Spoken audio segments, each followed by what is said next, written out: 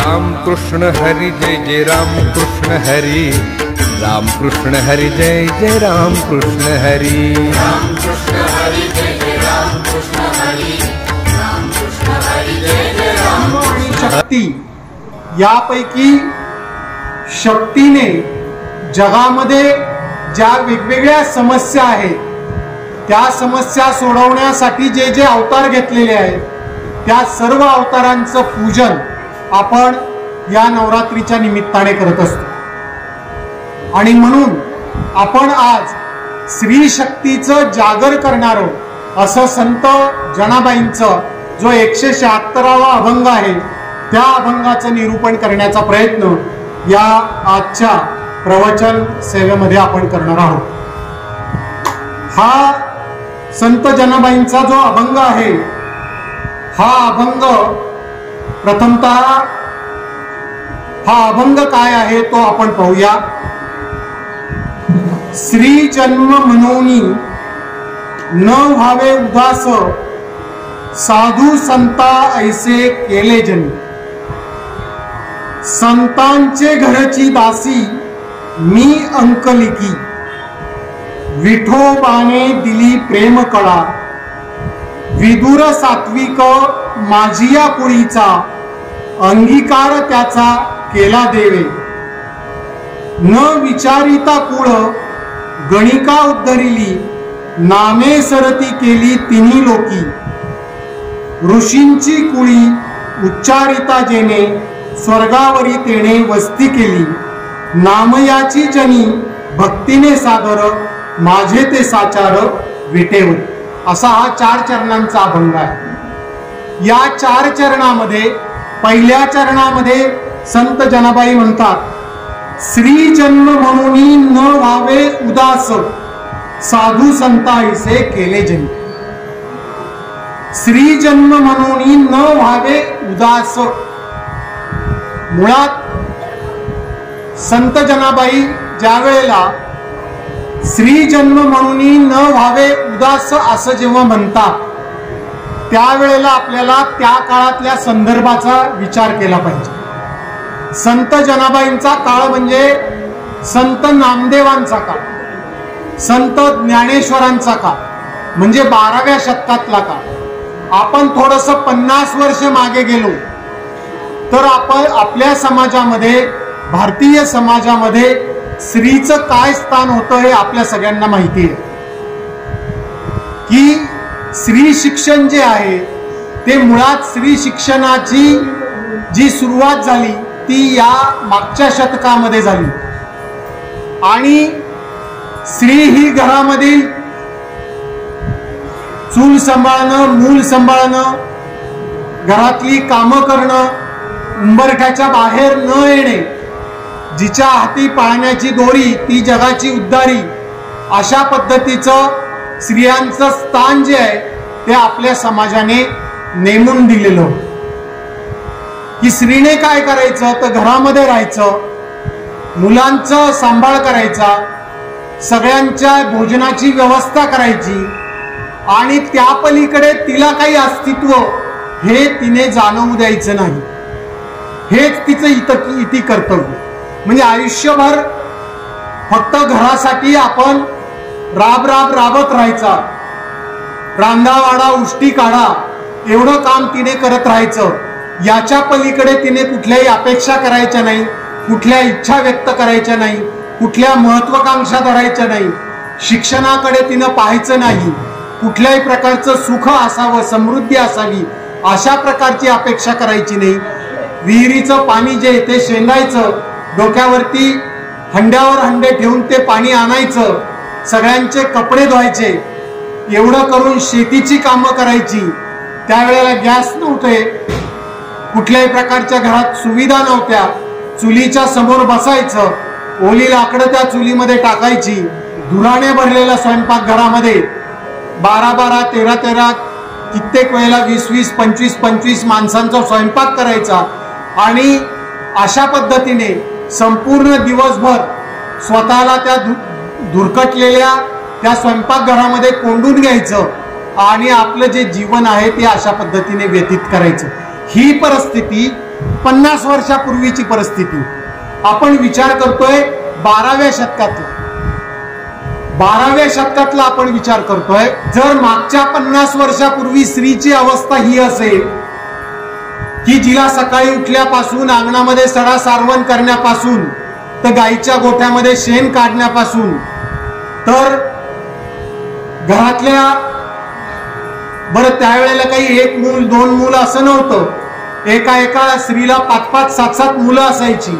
त्या सगळ्या मुलांकडे लक्ष द्यायचं आणि त्यानंतर त्या धुरकटलेल्या स्वयंपाकघरामध्ये चुलीमध्ये लाकडं टाकत त्याच्यावरती भाकरी थापत भाकरीची अशी मोठी चळत करायची.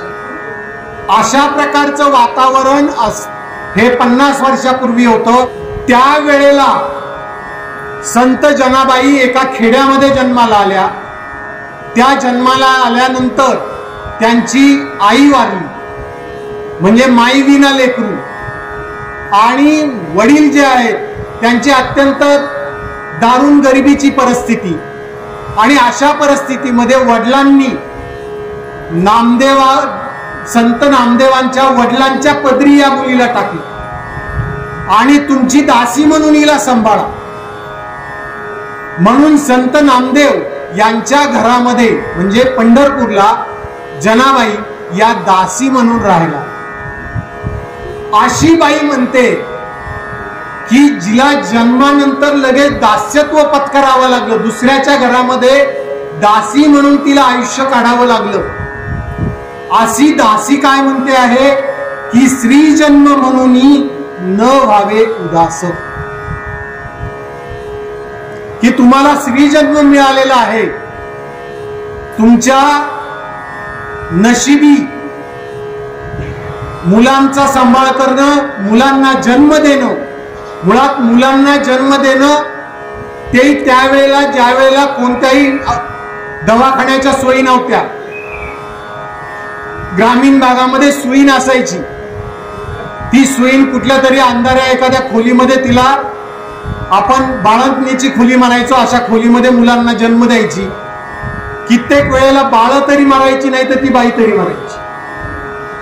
असा हा जो काळ आहे, त्या काळामध्ये ही दासी जी आहे, जिनं आपलं अख्खं आयुष्य जे आहे ते नामदेवरावांच्या घरामध्ये संत नामदेवांच्या घरामध्ये दुसऱ्याची सेवा करण्यामध्ये घालवलं, अशी ही नाडलेली पिडलेली जगाने टाकून दिलेली, जिची जन्मानंतर आई वारलेली अशी ही स्त्री, खरं तर तिनं म्हणायला पाहिजे की माझ्या पदरी केवढं मोठं दुःख आलेलंय. ज्या बाईच्या नशिबामध्ये मुळात सुखच नाहीये, सुखाचा लवलेश नाहीये, स्वतःच कुटुंबामध्ये कुणीच नाहीये, तिचा भाऊ नाहीये, तिचा बाप नाहीये, तिची आई नाहीये, कुटुंब म्हणून कुणी नाही, तिला मुलं नाहीये, अशी जी दुःखानं पिडलेली आहे ती दुसऱ्या स्त्रियांना काय म्हणते आहे की स्त्री जन्म म्हणून न व्हावे उदास.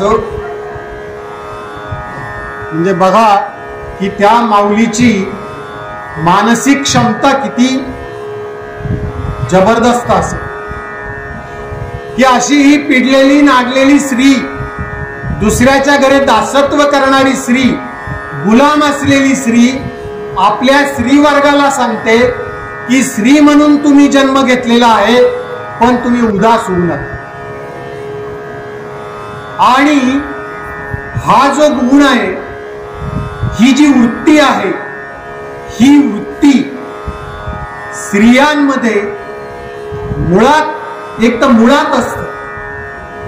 म्हणजे कितीही विपरीत परिस्थितीमध्ये आनंदी राहायचं हा स्त्रियांचा गुण आहे. आणि या गुणांची भक्ती आपण या निमित्ताने करत असतो. जेव्हा आपण नवरात्रीचं पूजन करतो त्यावेळेला आपण स्त्रीमध्ये असणारी सहनशीलता, स्त्रीमध्ये असणारी दुसऱ्यांची सेवा करण्याची वृत्ती, स्त्रीमध्ये असणारी प्रतिकूल परिस्थितीवरती मात करण्याची जी त्याची विजुगुषी वृत्ती आहे, लढाऊ वृत्ती आहे, आणि वेळ प्रसंग आला तर वेळ प्रसंगी ती जर तिच्यावरती अन्याय झाला तर नागिनीसारखी ती अतिशय संतापाने उसळते आणि जो कोणी अन्याय करणारे आहे त्या अन्यायाच्या विरुद्ध ती उभी राहते. संत जनाबाई आहे त्या अशा स्त्रीचा विचार करतात आणि त्या स्त्रीला म्हणतात की बाई, तुझ्या जन्मी स्त्रीचा जन्म आलेला आहे. स्त्रीचा जन्म आलेला आहे म्हणजे काय, तर तुझ्या नशिबामध्ये असा जन्म आलेला आहे की तू दुसऱ्यांचं ऐकायचंय, तू दुसऱ्यांच्या सुखासाठी दिवसभर राबायचंय, तू दुसऱ्यांच्या हितासाठी आपलं आयुष्य घालवायचंय. तुला दाराच्या चौकटीच्या बाहेर यायला संधी नाही. तुझा नवरा जाऊन त्या चावडीवरती जाऊन सगळ्या जगाची धुनी धुई, पण तू कुठं जायचं नाही. तू घरातच गुलामासारखं काम करायचंय. असा जन्म जरी तुझ्या नशिबी आला असला तरी ती काय म्हणते, स्त्री जन्म म्हणून न व्हावे उदास. स्त्री जन्म आला म्हणून तू उदास होऊ नये. परंतु आपल्याकडे उदास व्हायला अलीकडे कारण लागत नाही. जग बदललंय. स्त्रियांची जी गुलामी होती ती आता त्या प्रमाणात राहिलेली नाही. परंतु जगामध्ये ज्या सुधारणा झाल्या, जे बदल झाले, पूर्वी लोक पायी अंतर कितीतरी अंतरावरती उन्हातानामध्ये पायी जायचे, शेतामधली कामं स्वतःच्या हाताने करायचे, कष्ट करायचे, राबायचे. आज ते दिवस राहिलेले नाही. नळ फिरवला का नळाला पाणी येतंय, विहिरीतून पाणी काढायची गरज राहिलेली नाही. बटन लावलं की लाईट लागते, दिवाबत्ती करायची गरज राहिलेली नाही. शेतामध्ये ट्रॅक्टर आहे. आता तुम्हाला शेतामध्ये पेरणी करण्यासाठी किंवा खुरपणी करण्यासाठी दिवसभर उन्हातानामध्ये कष्ट करायची गरज राहिलेली नाही. सगळ्या सुख सुविधा आपल्या पायाशी असताना सुद्धा आपल्याला नाराज व्हायला वेळ लागत. आपण आता पूर्वीच्या काळामध्ये माणसांना दुःख करायला वेळ नव्हता. आता दिवसभर दुःख गोंजारीत दिवस अख्खा घालवण्याशिवाय माणसाला आता दुसरं काम राहिलेलं. त्याच्यामध्ये अजून एक भर पडली ती टीव्हीची. समोर टीव्ही लावून द्यायचा, मालिका चालू करायच्या आणि मालिकेमध्ये मग या बाईनं त्या बाईला, सासून सुनेला, मग ननंदेला मग कशा पद्धतीने कटकारस्थानं करायची आणि या बाईनं त्या बाईवर कसा अन्याय करायचा, त्या बाईनं दुसऱ्या बाईवर कसा अन्याय करायचा, नवऱ्यानी बाहेर जाऊन बाई कशी ठेवायची, ती बाई घरात कशी आणायची, त्या बाईबरोबर भांडणं कशी करायची. म्हणजे घरामध्ये जे सुख होतं, संध्याकाळी दिवे लागणीच्या वेळेला त्यावेळेला दिवा लावायचे लोक आणि त्यावेळेला दिव्या दीपत्कार, कानी कुंडल, मोतीहार, दिव्याला पाहून नमस्कार असं म्हणायचे. त्यावेळेला जर तुम्ही रस्त्याने चाललात तर प्रत्येकाच्या घरामधून काहीतरी रडण्याचा, ओरडण्याचा किंवा एकमेकावरती काहीतरी दोषारोप करण्याचा अशा प्रकारचे आवाज त्या टीव्हीचे तुम्हाला येताना दिसते. मुळात या टीव्हीने आणि या झालेल्या सुधारणांनी घरामध्ये हे सगळं दुःख आणल्यामुळे दुःखी व्हायला काही आपल्याला फार वेळ लागत नाही किंवा वेगळा दुःखी होण्यासाठी काही वेगळा गुरु असायची गरज नाही. आपला टीव्ही हा एवढा मोठा गुरु आहे की जो सतत दुःख आपल्याला देत असतो. कोणाशी कसं भांडायचं, कोणाची कशी वाट लावायची, कोणाची कशी खोड मोडायची आणि सासूनं सुनेला कसं छळायचं आणि सुनेनं सासूचा बदला कसा घ्यायचा, याचं उत्तम प्रशिक्षण आपल्याला घरातच मिळत असल्यामुळं वेगळ्या प्रकारचं काही दुःख, कसं दुःख आपण साजरं करायचं हे शिकण्यासाठी आपल्याला वेगळ्या कोणत्या गुरुची आवश्यकता राहिलेली नाही. आणि त्यामुळं काय झालंय की दिवसभर वेगळं काही काम नाही, समोर टीव्ही लावायचा आणि दिवसभर एकच की माझ्यावर कसा अन्याय झाला आहे, मी कशी अन्यायी आहे आणि बाकी सगळं जग कसं सुखी आहे आणि बाकी सगळ्या जगाने मला कशा पद्धतीनं वेठीला धरलेलं आहे, अशा प्रकारचा विचार करत अख्खा दिवस घालवायचा. त्यामुळं स्त्रीच्या वाट्याला दुःख नसताना दुःख कसं ओढवून घ्यायचं याचं नवीन प्रशिक्षण आता अलीकडे सुरू झालं.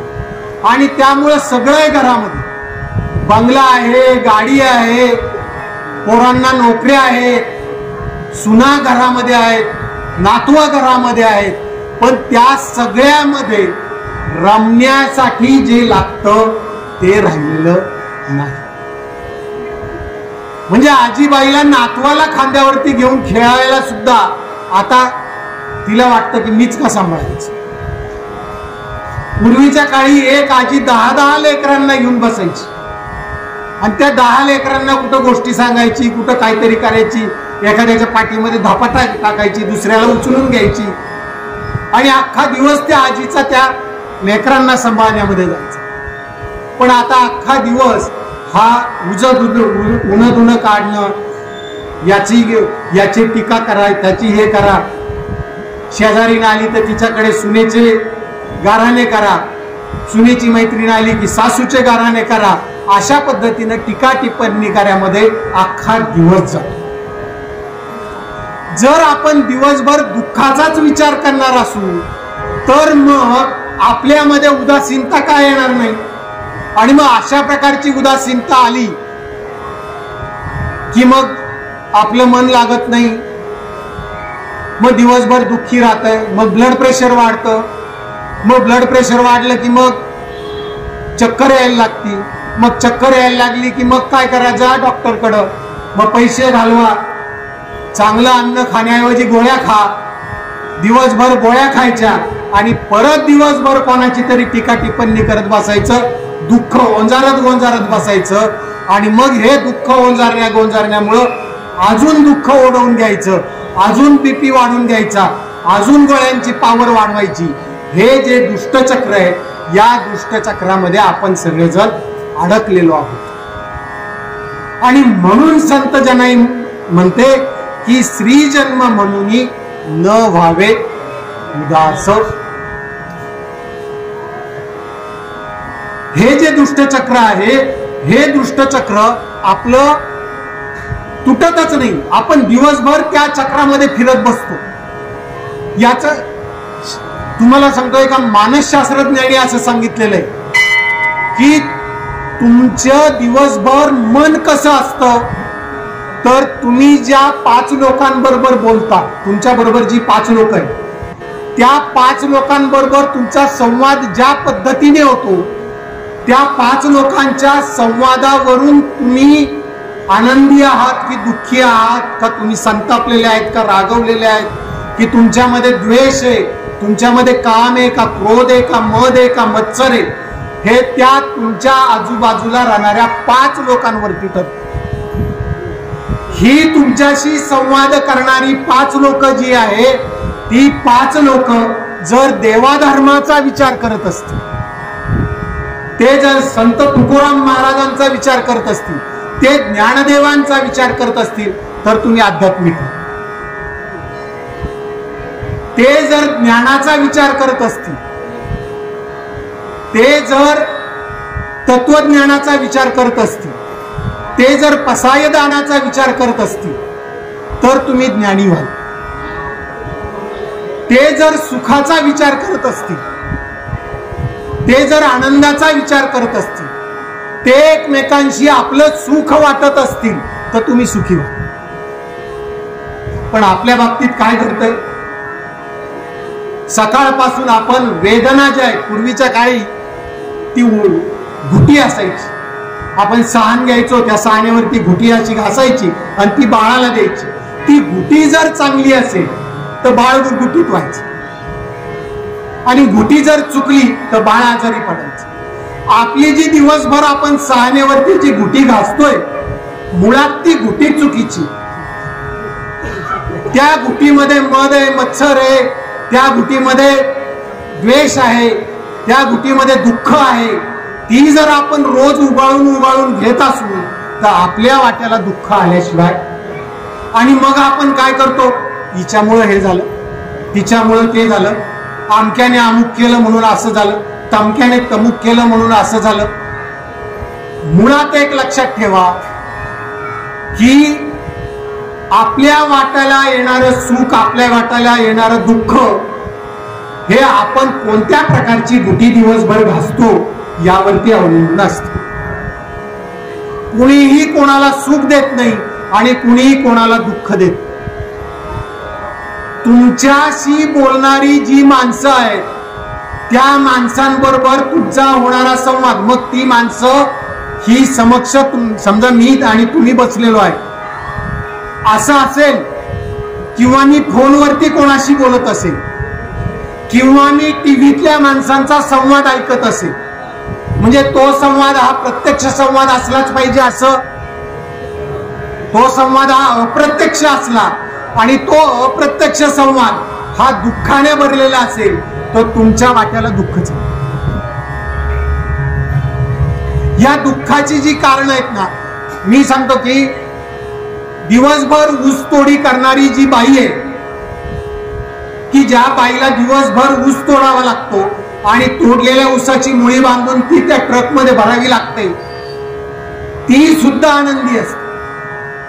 कारण मुळात संत तुकाराम म्हणतात, शुद्ध बीजापोटी रसाळ दोन.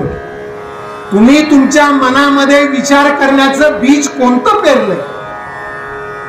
आपल्या मनामध्ये विचार करण्याचं बीज जर दुःखाचं असेल तर त्याची फळं ही दुःखच आहे. असं होईल का बाबळीचं बी लावलं आणि आंबा आला? होणार. तसं तुम्ही दिवसभर जर दुःखाचीच पेरणी करत असाल तर उगवेल ते दुःखच उगवेल. तुम्ही दिवसभर जर द्वेषाचीच पेरणी करत असाल तर उगवेल तो द्वेषच असेल. आणि म्हणून तुमचा इतरांशी होणारा जो संवाद आहे तो संवाद हा सुखाचा होतो की दुःखाचा होतो? म्हणून संत जनाबाई म्हणतात की श्री जन्म म्हणून न व्हावे उदास. पण न व्हावे उदास म्हणजे कसं उदास होऊ नये? तर बाई तू उदास होशील असा संवाद करू नको. इतरांशी बोलताना तू सुखाचं बोल, हिताचं बोल, ज्याच्यातून मलाही आनंद मिळेल आणि तुम्हालाही आनंद मिळेल. आपण जे दुःख आहे ते दुःख आपण ओढवून घेतो. तुम्ही जर ठरवलं की नाही दुःखी व्हायचं तर तुम्हाला कोणी दुःखी करू शकत नाही. पण तुम्ही ठरवलेलं आहे की मला दुःखी व्हायचं. आता हे जे दुःख आहे हे कोणकोणत्या वाट्याने येतं? तर पहिलं मी सांगितलं की तुमच्या भोवती असणारी जी 5 माणसं आहेत ती 5 माणसं तुमच्याशी काय बोलतात आणि तुम्ही त्यांच्याशी काय बोलता. हे जर त्या बोलण्यामध्ये जर दुःख असेल, त्या बोलण्यामध्ये जर द्वेष असेल, त्या बोलण्यामध्ये जर तुम्हाला कोणाचा हेवा देवा असेल तर तुम्ही आनंदी होऊ शकत नाही.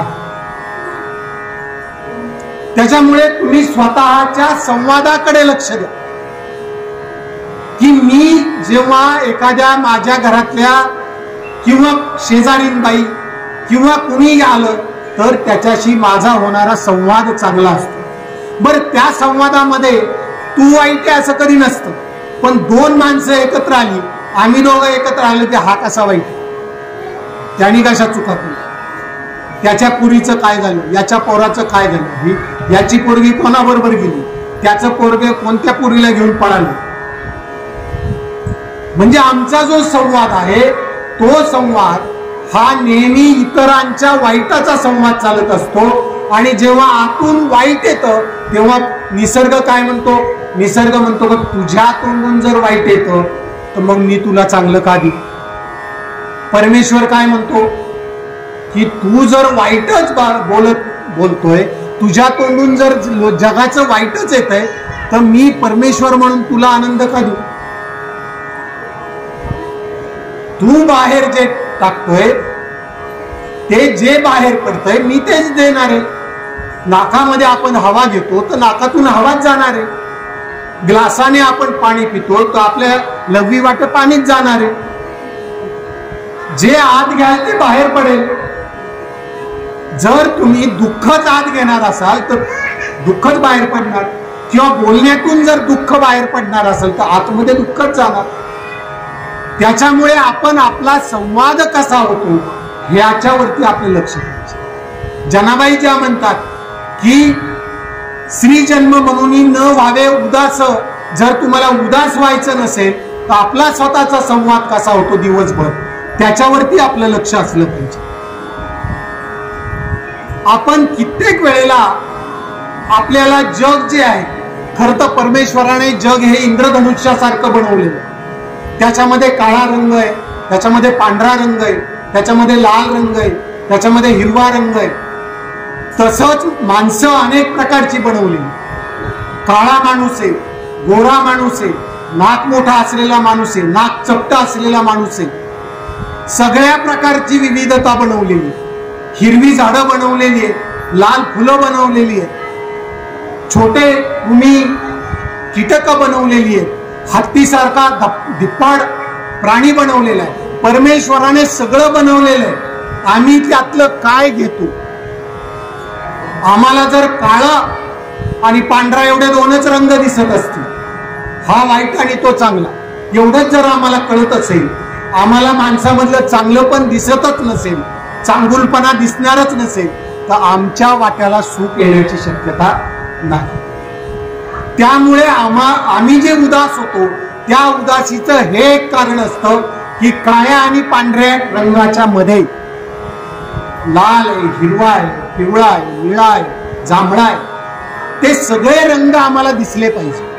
त्या सगळ्या रंगांचा आनंद आम्हाला घेता आला पाहिजे, तर आम्ही आनंदी राहू. जर आम्हाला काळा आणि पांढरा याचा अर्थ एक तर वाईट नाही तर चांगलं.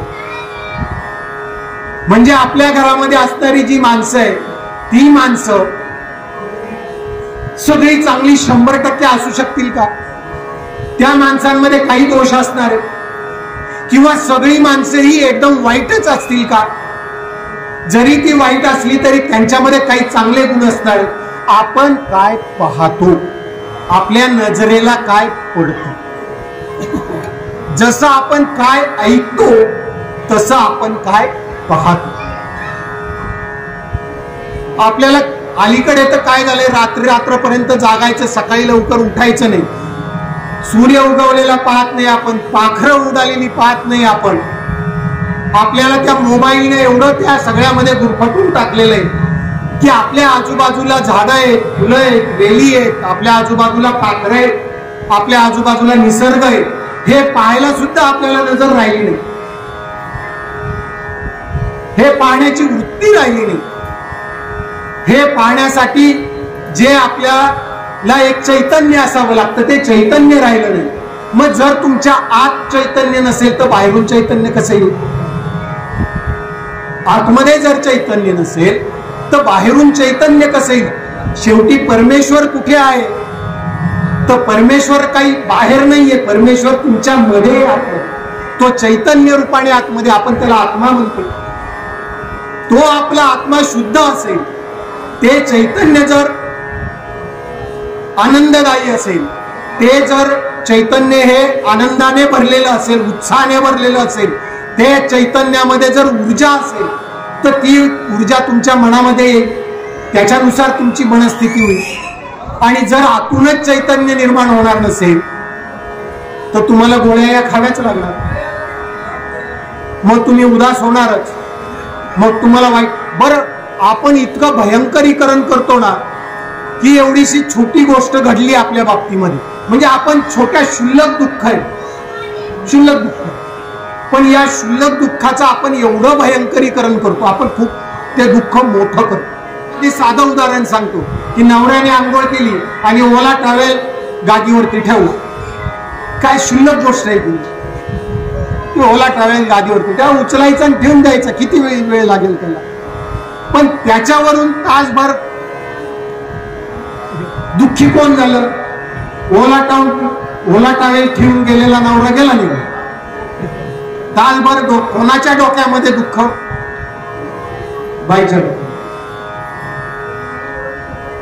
म्हणजे आपण खूप क्षुल्लक गोष्टी आहेत. इथला ग्लास इथं नाही ठेवला, आणि नाही ठेवलं, तू ठेवला, नाही उचलून ठेवला. इतके आपल्यामध्ये इतके भरलेले भरलेले आहेत, म्हणजे असंच झालं पाहिजे. भारतीय स्त्रियांना मी चांगलीच असली पाहिजे याचं व्यसन लागले. आणि या व्यसनापोटी घरातल्या अनेक भारतीय स्त्रिया या आयुष्य गुलामासारख्या जातात. या पोराचं कर, त्या पोराचं कर, त्या पोराचं कर, नवऱ्याचं कर, दिराचं कर, मग सुनेचं कर, नातवाचं कर, फार लहानपणापासून आईचं कर, बापाचं कर, असं कर, मला चांगली पोरगी, मला चांगली सून, मला चांगली सासू, मला चांगली बायको, मला चांगली आजी, असं करत करत भसन वाटत जाईल. पण मला चांगलं म्हटलंच पाहिजे, हे चांगलं म्हटलंच पाहिजे, हा जो च आहे तिचं अख्खी जिंदगी बरबाद करू. स्वतःविषयी आदर नसेल तर तुम्ही कधीच सुखी होऊ शकता. तुम्हाला चांगला रंग दिला नसेल पण तुम्हाला चांगला स्वयंपाक करता येतो. तुम्हाला चांगला स्वयंपाक करता येत नसेल पण तुम्हाला चांगलं गाता येतं. तुम्हाला चांगलं गाता येत नसेल पण तुम्हाला चांगलं लिहिता येतं. तुमच्यामध्ये काय चांगलं आहे त्याच्यावर प्रेम करा. तुमच्यामध्ये जे नाही त्याची गुटी उगाळू नका. समजा मी काळा आहे, मी दिवसभर त्याची गुटी उगाळली तर मी काय गोरा होणार आहे का? किंवा मी नकटा आहे, दिवसभर त्याचं मी पाडे म्हणत बसलो तर माझं नाक मोठं होणार आहे का? सगळ्या लोकांमध्ये जगात देवाने आपली जी माणसं तयार केली, मला एकासारखा दुसरा माणूस दाखव. देवाने निर्माण केलेला एकासारखा दुसरा माणूस दाखवा मला. जन्माला आलेलं जुळं मूल सुद्धा सारखं नसतं, त्याच्यात पण काहीतरी फरक असतो. जगात देवाने माणूस तयार केला, त्याला माणसाचा साचा बनवला आणि तुम्हाला तयार केल्याबरोबर साचा मोडून फेकून दिला. फरक तसा नाही, सेम तसा नाही. थोडाफार सारखेपणा दोन भावांमध्ये असतो, बापामध्ये आणि पोरामध्ये असतो, पण तंतोतंत तसा परत नाही. त्याच्यामुळे तुमच्यामध्ये काय चांगलं आहे आणि काय वाईट आहे ते देवाने तुम्हाला त्या साच्यामध्ये घडवलेलं, जे तुम्ही बदलू नाही शकत. त्याच्यामुळं आपल्या साच्यामध्ये देवाने आपल्याला घडवताना कोणतं वरदान दिलेलं आहे त्या वरदानाकडे लक्ष द्या. त्याच्यावरती लक्ष दिलं आणि आपल्याला चांगला स्वयंपाक करता येत असेल तर छान स्वयंपाक करा, त्याच्यामध्ये रमा. नवऱ्याने ढेकर दिली तर त्याच्यामध्ये आनंद माना, तुम्ही सुखी व्हाल.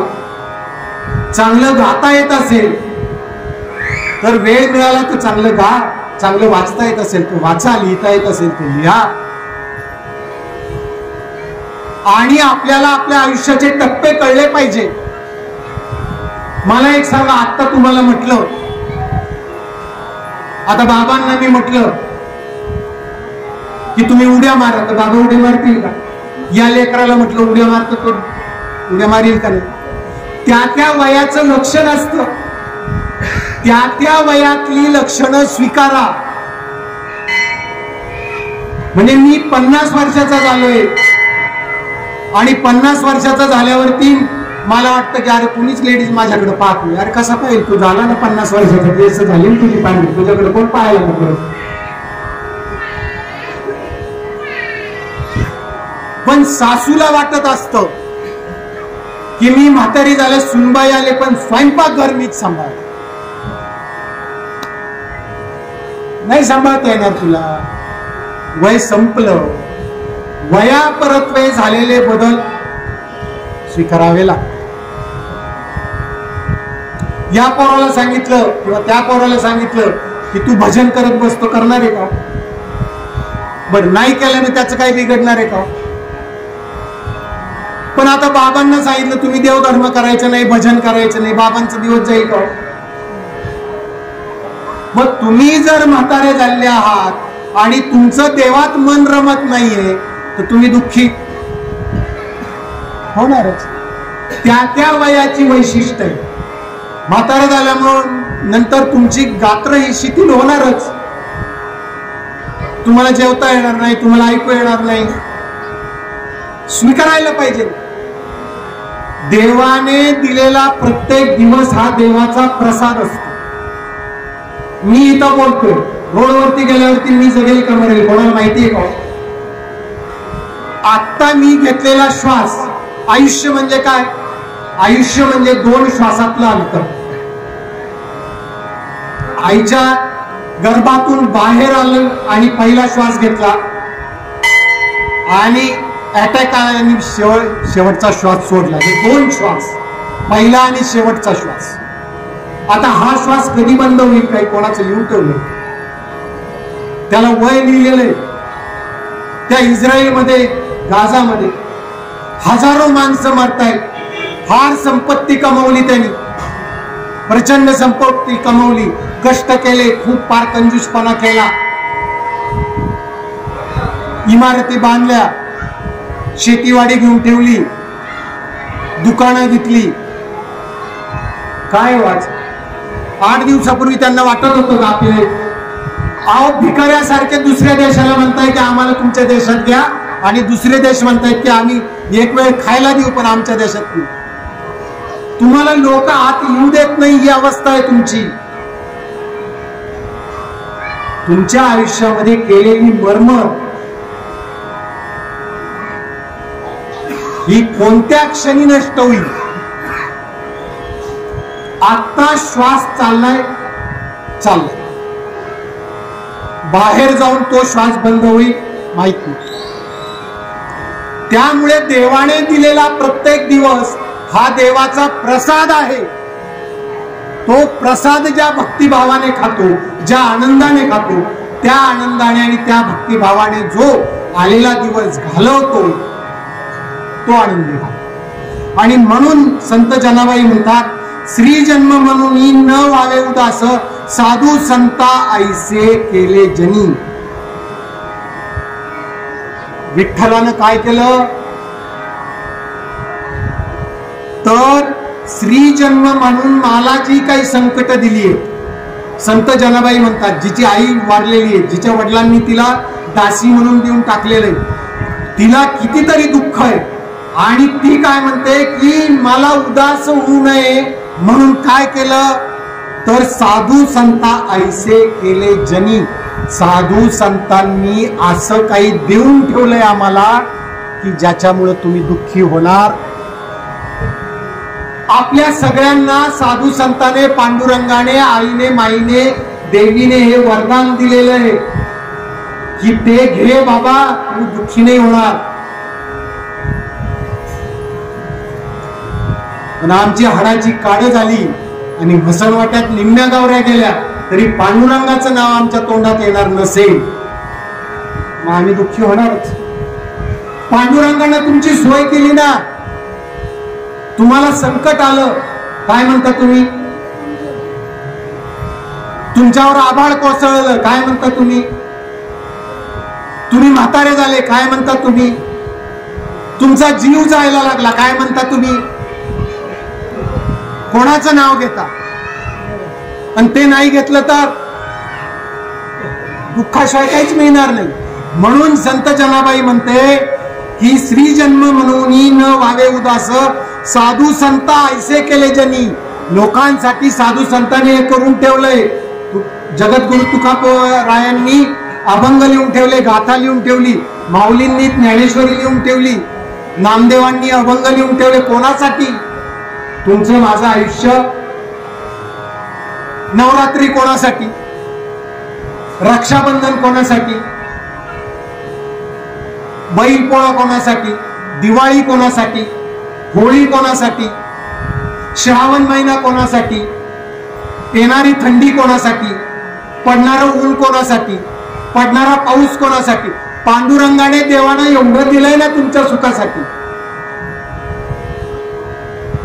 म्हणून ते म्हणतात की साधू संत ऐसे केले जनी. लोकांसाठी हे सगळं करून ठेवलंय, पण ते घेण्याची इच्छा इथं पाहिजे.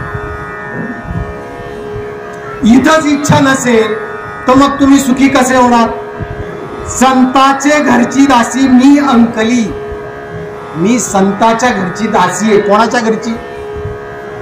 कोणत्या संत जनाबाई? या नामदेवांच्या घरची दासी. आणि म्हणून ती म्हणते की माझं नशीब आहे. काय नशीब आहे? ती असं म्हणत नाही की काय माझा जन्म, मी दासी झाले, मग लोकांची सेवा करते, काय करते.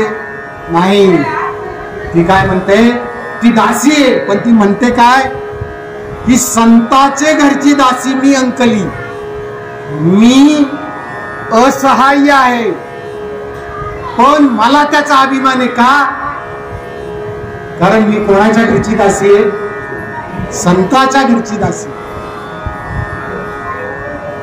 संत जनाबाई नेहमी म्हणते नामयाची दासी, नामयाची दासी. म्हणजे संत नामदेवांच्या घरामध्ये मला दासी म्हणून यायची संधी मिळाली, केवढं मोठं थोर भाग्य. म्हणजे संत जनाबाई तिच्या आयुष्यातल्या एका गोष्टीकडे पाहून आनंदी होते, बाकी काहीच नाही. आई नाही, बाप नाही, भाऊ नाही, कुणी नाही, सुख नाही, दिवसभर राब राब राबायचं. संत जनाबाई आणि सावतामाळी हे दोनच संत असे की त्यांनी आपली जागा सोडली नाही. तुकोबा राया भंडारा डोंगरावर गेले, संत ज्ञानेश्वर नेवाशाला गेले. बाकी सगळ्या संतांनी परमेश्वरासाठी, विठोबारायासाठी घर सोडलं, प्रपंच सोडला, कर्म सोडलं. पण दोनच कर्मवीर संत असे. संत जनाबाई आयुष्यभर नामदेवाच्या घरी दासी म्हणून काम करत राहिली आणि जनाबाईच्या घरी दळायला कोण आलं? सावतामाळी आयुष्यभर आपल्या मळ्यामध्ये काम करत राहिला. कांदा मुळा भाजी आखी सगळी मिठाई माझी. दिवसभर शेतामध्ये राबत राहिला. विठोबा कुठे आला? कांदा मुळा भाजी मध्ये आला. आपलं काम सोडलं नाही त्यांनी. म्हणून संत जनाबाई म्हणते की आम्हाला संतांनी सुखी होण्यासाठी हा देवाचा दरबार दिला, आम्हाला सण दिली, व्रत दिली, वैकल्य दिलेत, उपास तापास दिलेत.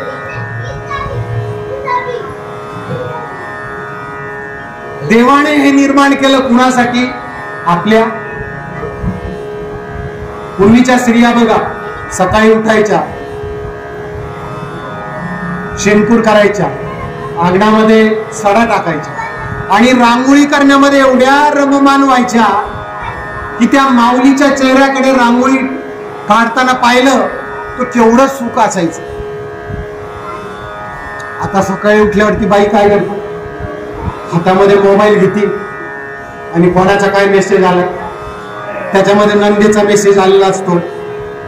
जी बाई चांगली वागत नाही ती कधी सुखी होत नाही. नंदेनं माझ्यासाठीच पाठवला असं. जा, सकाळच्या प्रहरीचे 12 वाजले. सुखाच्या ज्या परमेश्वराने दिलेल्या गोष्टी आहेत त्याचा आवेर आम्ही आमच्या हाताने केला. परमेश्वराने सकाळ दिली, सूर्योदय दिला, परमेश्वराने सकाळचं वातावरण दिलं, थंडगार हवा दिली, झाडं झुडपांचा आवाज दिला. आम्ही उठल्याबरोबर हातात मोबाईल घेतला. परमेश्वराने दिलेल्या सुखाच्या गोष्टी कुणी नाकारल्या? सुख कुठून मिळणार? सुखाची दारं आम्ही बंद केली. आम्हाला श्रावण आलेला कळत नाही आणि भाद्रपद आलेला कळत नाही. कॅलेंडरवर पाहावं लागतं.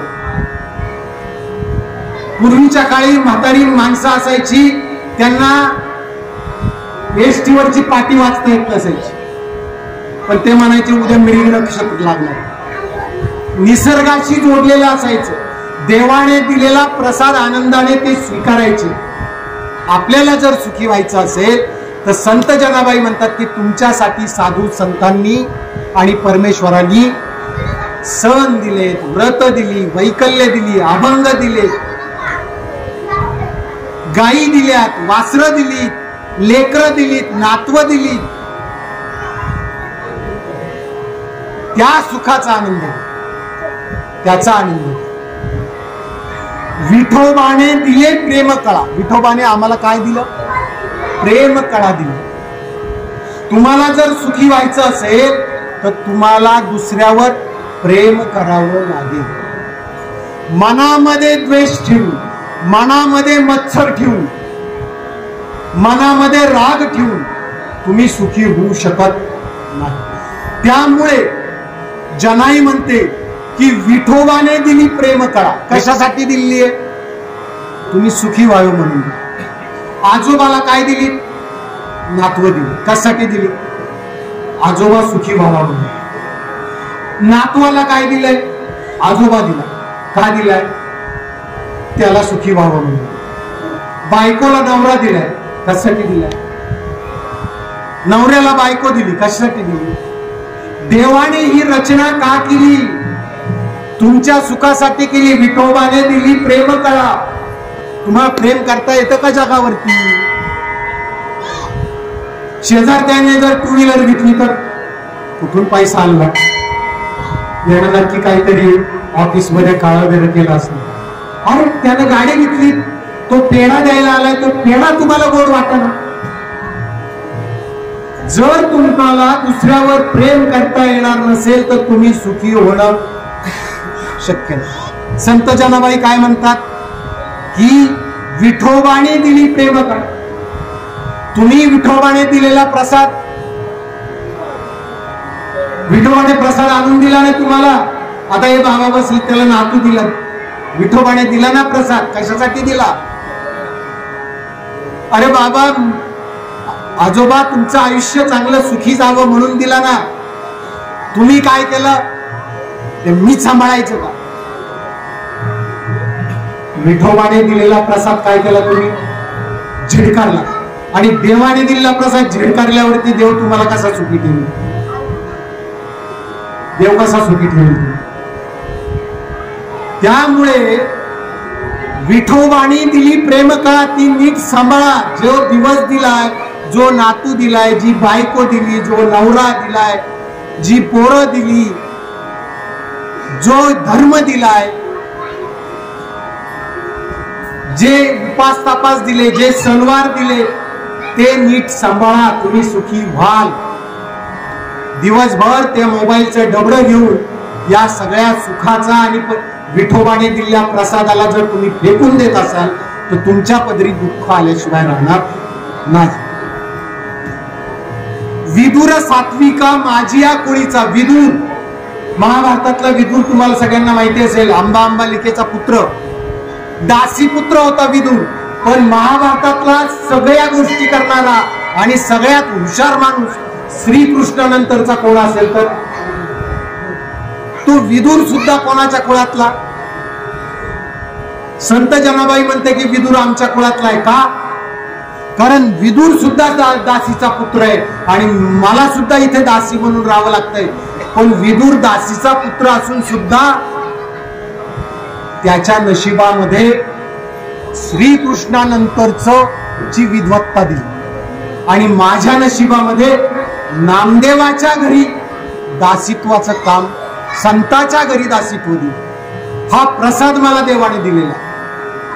म्हणून संत जनाबाई म्हणते की विदुर सात्विक माझी या कोळीचा अंगीकार त्याचा देव केले, त्याचा अंगीकार देवाने केले.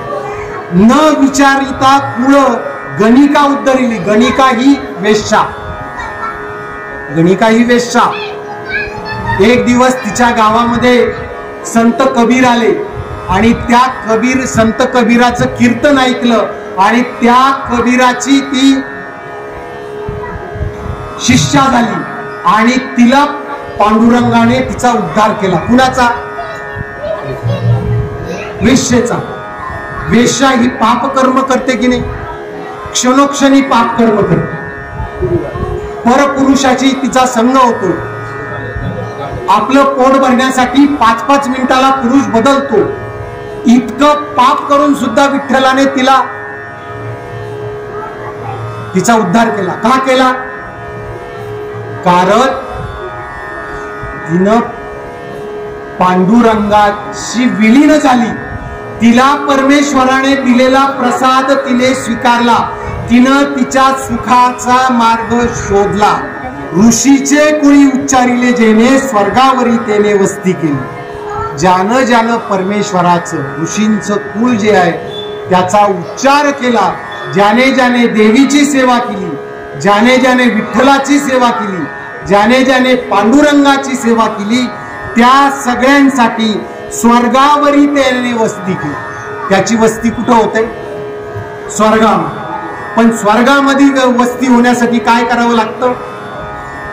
तिची सेवा करावी, पांडुरंगाची सेवा करावी. इथं राहतात ही माणसं खरोखर भाग्यवान आहे का या देवीची सेवा करायला त्यांना मिळते.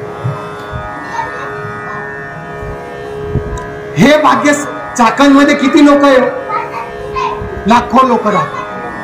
का बरं खडक भवानीच्या मंदिराच्या आजूबाजूला त्यांना घर नाही दिलं? तो प्रसाद त्यांच्या नशिबात, ज्यांच्या नशिबात तो प्रसाद होता, ज्या वेळेला त्यांनी इथं घरं घेतली त्यावेळेला खडक भवानीचं एवढं मोठं मंदिर होतं का? एवढी सेवा होती का?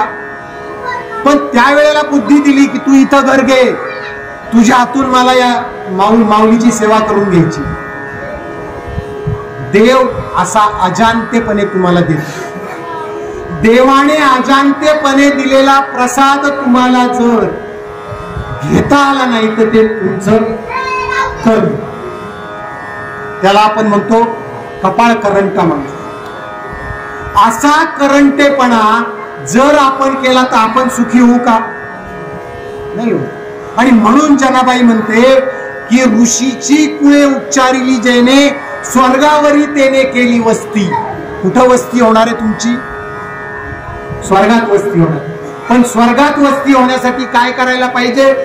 ऋषीची कुळे ज्याने उच्चारली, तुम्हाला संत आठवले पाहिजे, त्यांचे अभंग आठवले पाहिजे, त्याची गाथा आठवली पाहिजे, तुम्हाला मंदिरात जाता आलं पाहिजे, तुम्हाला सण साजरे करता आले पाहिजे.